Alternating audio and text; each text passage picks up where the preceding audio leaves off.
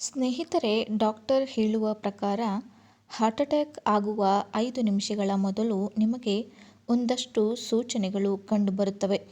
Heart attack ಇದ್ದಕ್ಕಿದ್ದಂತೆ ಬರುವುದಿಲ್ಲ.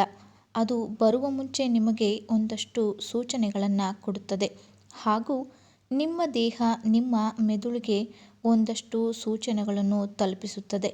ಇದರಿಂದ ನೀವು ಮುಂಚಿತವಾಗಿಯೇ ಎಚ್ಚೆತ್ತುಕೊಳ್ಳಬಹುದು. ಎಂದಿಗೂ ಕೂಡ ನಿರ್ಲಕ್ಷ್ಯವನ್ನು ಮಾಡಬೇಡಿ.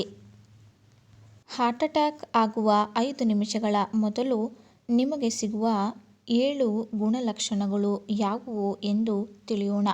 ಮೊದಲನೆಯದಾಗಿ, ಎಡಗೈ ದವಡೆ ಹಿಂಭಾಗ ಹಾಗೂ ಕುತ್ತಿಗೆಯಲ್ಲಿ ನೋವು ಉಂಟಾಗುತ್ತದೆ.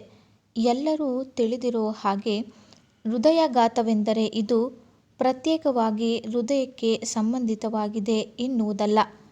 ಹೃದಯಾಘಾತವಾದಾಗ ಬರೀ ಹೃದಯ ಮಾತ್ರ ನೋವಾಗುವುದಿಲ್ಲ. ಮೇಲಿರುವ ಯಾವುದಾದರೂ ಒಂದು ಭಾಗದಲ್ಲೂ ಕೂಡ ನೋವು ಕಾಣಿಸಿಕೊಂಡರೆ ಅದು ಹೃದಯಾಘಾತವೆಂದು ಡಾಕ್ಟರ್ಗಳು ಪರಿಗಣಿಸಿದ್ದಾರೆ. ಜನರು ಕುತ್ತಿಗೆ, ದವಡೆ ಹಾಗೂ ಎಡಗೈ ನೋವು ಬಂದರೆ ಇದು ಸಾಮಾನ್ಯವಾಗಿ ನಮ್ಮ ದೇಹದ ಸೆಳೆತವೆಂದು ಸುಮ್ಮನಿದ್ದು ಬಿಡುತ್ತಾರೆ. ಆದರೆ ಇದು ಹೃದಯಾಘಾತದ ಮುಂಚೆ ಬರುವ ಲಕ್ಷಣಗಳಲ್ಲಿ ಒಂದು ಎಂದು ಜನರಿಗೆ ತಿಳಿದಿಲ್ಲ. ಹೃದಯ ಸ್ನಾಯುಗಳಿಗೆ ರಕ್ತ ಪೂರೈಕೆಗೆ ಅಡ್ಡಿಯಾಗುತ್ತದೆ. ಅಲ್ಲಿನ ಅಂಗಾಂಶದ ಮೇಲೆ ಪರಿಣಾಮ ಬೀರುತ್ತದೆ ಹಾಗೂ ಮೆದುಳು ಈ ಅಸ್ವಸ್ಥತೆಯನ್ನು ಇತರ ದೇಹದ ಭಾಗಗಳಿಗೆ ನೋವು ಎಂದು ಗುರುತಿಸುತ್ತದೆ. ಆದ್ದರಿಂದ ಹೃದಯ ಸ್ನಾಯುಗಳಲ್ಲಿ ಆಮ್ಲಜನಕದ ಕೊರತೆ ಇದ್ದಾಗ ದೇಹದ ಎಡಗೈ ಜುಮ್ ಎನಿಸುತ್ತದೆ. ಮರುಗಟ್ಟುವಿಕೆ, ಭಾರ ಅಥವಾ ತೀವ್ರವಾದ ನೋವನ್ನು ಅನುಭವಿಸಬೇಕಾಗುತ್ತದೆ. ಇನ್ನು ಹೆಚ್ಚಾಗಿ ಭುಜದಿಂದ ಕೆಳಭಾಗದ ದೇಹಕ್ಕೆ ಹರಡುತ್ತಾ ಬರುತ್ತದೆ. ಅಂತೆಯೇ ದವಡೆಯ ನೋವು ಹಾಗೂ ವಿಶೇಷವಾಗಿ ಕೆಳಗಿನ ದವಡೆಯ ನೋವುಗಳು ಇವೆಲ್ಲವೂ ಮಹಿಳೆಯರಲ್ಲಿ ಹೆಚ್ಚಾಗಿ ಕಂಡುಬರುವ ಹೃದಯಾಘಾತದ ಮುನ್ಸೂಚನೆಗಳು. ಕುತ್ತಿಗೆಯ ಟಿವಿ, 2 ಕಿವಿಗಳು, ಹಿಗ್ಗುವಿಕೆ, ಬೆನ್ನು ನೋವು ಹಾಗೂ 2 ಭುಜಗಳ ನಡುವಿನ ನೋವಿನ ಸೆಳೆತ ಇವೆಲ್ಲವೂ ಹೃದಯಕ್ಕೆ ಸಾಕಷ್ಟು ರಕ್ತವನ್ನು ಪಡೆಯುತ್ತಿಲ್ಲ ಎಂದು ಸೂಚಿಸುತ್ತದೆ. ಇನ್ನು ಎರಡನೆಯದಾಗಿ, ವಾಂತಿ ಅಥವಾ ವಾಕರಿಕೆಯ ಅನುಭವ.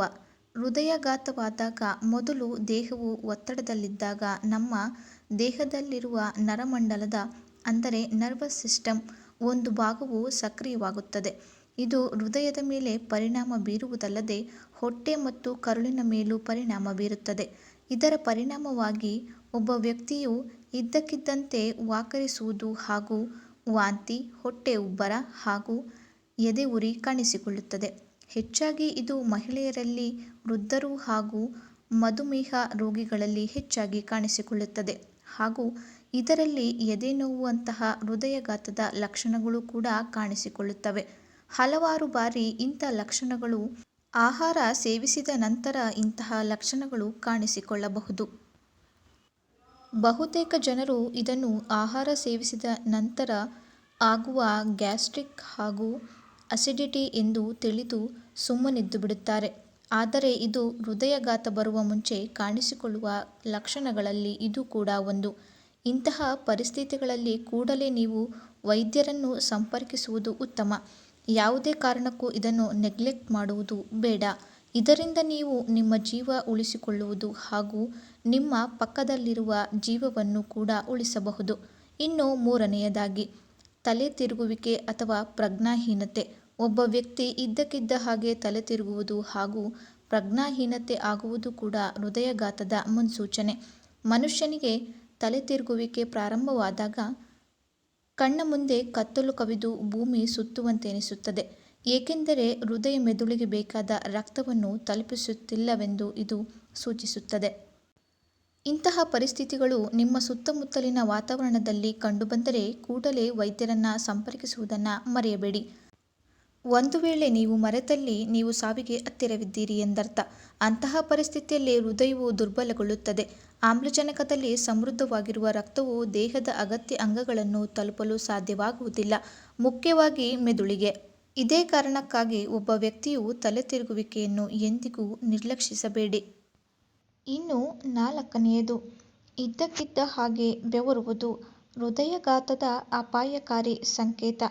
ಯಾವುದೇ ಕಾರಣವಿಲ್ಲದೆ ದೇಹವು ಇದ್ದಕ್ಕಿದ್ದ ಹಾಗೆ ಬೆವರಲು ಶುರು ಮಾಡುತ್ತದೆ. ಉದಾಹರಣೆಗೆ, ತಣ್ಣನೆಯ ಜಿಗುಟಾದ ಬೆವರು ಹೃದಯದ ಮೇಲೆ ಒತ್ತಡವಿದೆ ಹಾಗೂ ಸಾಮಾನ್ಯವಾಗಿ ಕಾರ್ಯನಿರ್ವಹಿಸಲು ಸಾಧ್ಯವಾಗುವುದಿಲ್ಲ. ಸಾಮಾನ್ಯವಾಗಿ ಬೆವರು ಶಾಖ ಹಾಗೂ ಕಠಿಣ ಪರಿಶ್ರಮದಿಂದ ಕೆಲಸ ಮಾಡಿದಾಗ ಬರುವುದು. ಆದರೆ ಹೃದಯಾಘಾತದ ಸಮಯದಲ್ಲಿ ವ್ಯಕ್ತಿ ವಿಶ್ರಾಂತಿಯ ಸಮಯದಲ್ಲಿ ಬರುವ ತಣ್ಣನೆಯ ಬೆವರು ಬರುತ್ತದೆ. ಜನರು ಇದನ್ನು ಹವಾಮಾನದಿಂದ ಬೆವರುತ್ತಿದ್ದೇವೆ ಎಂದು ಭಾವಿಸುತ್ತಾರೆ ಹಾಗೂ ತಲೆ ತಿರುಗುವಿಕೆ, ಕಣ್ಣು ಮಂಜು ಹಾಗೂ ಎದೆಯಲ್ಲಿ ನಿಧಾನವಾಗಿ ನೋವು ಕಾಣಿಸಿಕೊಳ್ಳುತ್ತದೆ.